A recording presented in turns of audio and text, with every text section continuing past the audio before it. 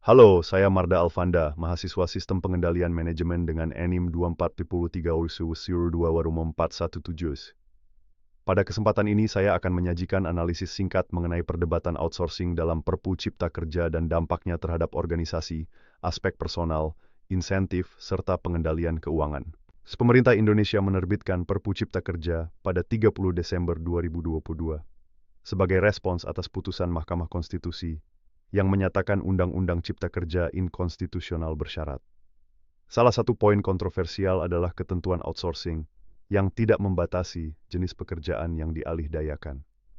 Bagi perusahaan, kebijakan ini memberikan fleksibilitas dan efisiensi biaya, tetapi di sisi lain menimbulkan kekhawatiran bagi pekerja terkait perlindungan hak dan kepastian status kerja. Penelitian ini mengangkat 3 pertanyaan utama. Pertama, bagaimana outsourcing memengaruhi organisasi dan tenaga kerja? Kedua, apakah insentif yang diberikan berdampak positif pada produktivitas? Dan ketiga, bagaimana pengaruhnya terhadap pengendalian keuangan perusahaan? Data dikumpulkan melalui studi literatur dan studi kasus, serta dianalisis secara deskriptif dan komparatif. Dalam perdebatan ini, terdapat perbedaan pandangan antara pekerja, pengusaha, dan pemerintah. Pekerja khawatir bahwa outsourcing dapat mengurangi perlindungan hak ketenaga kerjaan dan meningkatkan stres akibat ketidakpastian. Sementara itu, pengusaha memandang outsourcing sebagai cara untuk mengurangi biaya dan meningkatkan efisiensi operasional dengan fokus pada kompetensi inti.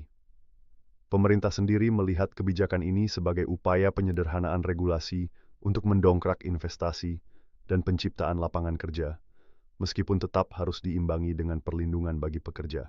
Dampak secara personal terlihat dari meningkatnya stres dan ketidakstabilan yang memengaruhi kesejahteraan serta produktivitas karyawan.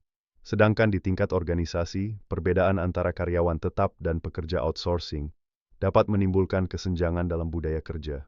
Secara finansial, outsourcing membantu mengurangi biaya tenaga kerja dan meningkatkan efisiensi. Namun perusahaan harus berhati-hati agar tidak mengorbankan kualitas layanan. Sebagai kesimpulan, meskipun outsourcing menawarkan keuntungan berupa efisiensi biaya dan fleksibilitas operasional, risiko terkait ketidakpastian kerja dan penurunan kesejahteraan pekerja harus mendapatkan perhatian serius.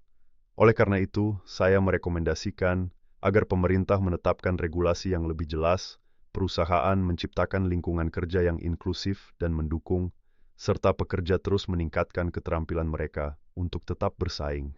Terima kasih telah menyimak presentasi ini. Semoga analisis singkat ini dapat memberikan gambaran yang jelas mengenai dampak outsourcing dalam Perpu Cipta Kerja.